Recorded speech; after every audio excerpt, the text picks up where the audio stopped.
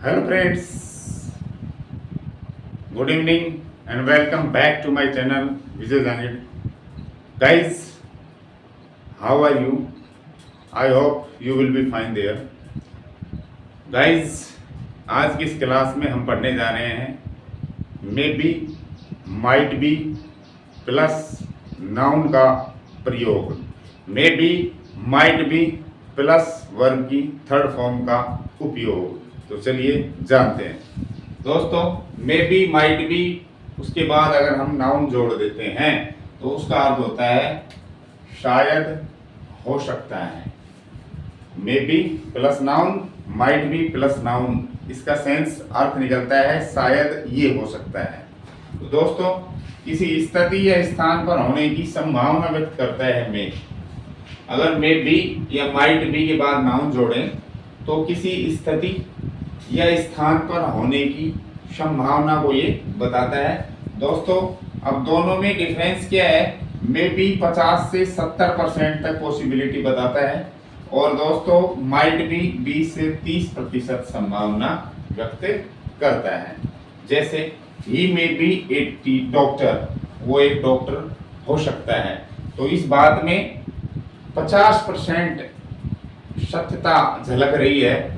इस बात की 50% संभावना हमें नजर आ रही है, क्योंकि मे बी 50 से 70% संभावना व्यक्त करता है। तो 50 भी हो सकती है, 60 भी, 65 भी, 70 तक हो सकती है।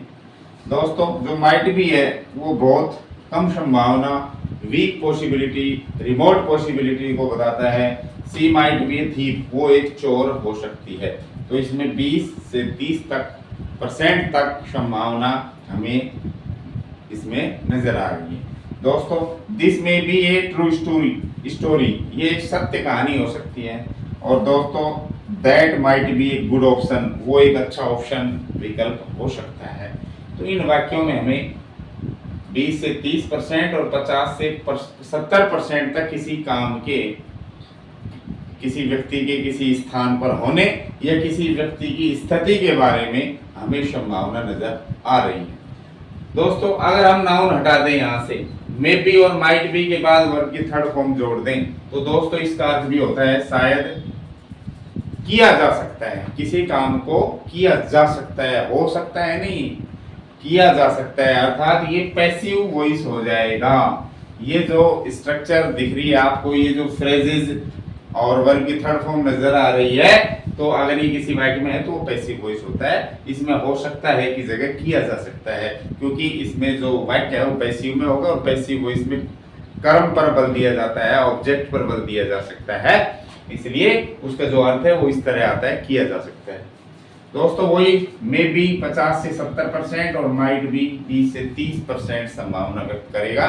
जैसे this classroom may be cleaned today, आज इस क्लासरूम को क्लीन किया जा सकता है। किया जा सकता है, क्लीन हो सकती है नहीं है, क्लीन किया जा सकता है किसी के द्वारा, पैसिव वॉइस है।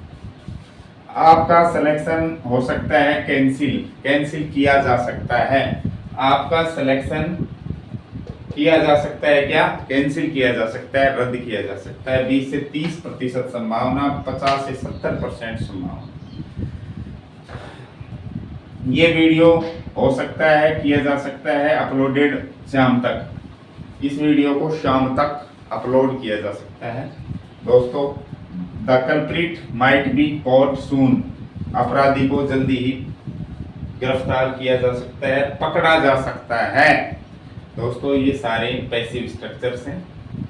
May be, might be verb की थर्ड फॉर्म कि अगर है वाक्य में तो समझ लो वो पैसिव है, और मे बी है तो संभावना 50 से 70, और माइट भी है दोस्तों तो क्षीण संभावना होती है 20 से 30%। और वैसे ही मे बी, माइट बी के बाद नाउन है तो किसी व्यक्ति की किसी स्थान पर होने की संभावना या किसी व्यक्ति की स्थिति या पद के बारे में संभावना जताई जाती है। और संभावना का रेशियो वही मे बी का 50 से 70 और उसका 20 से 30% होता है।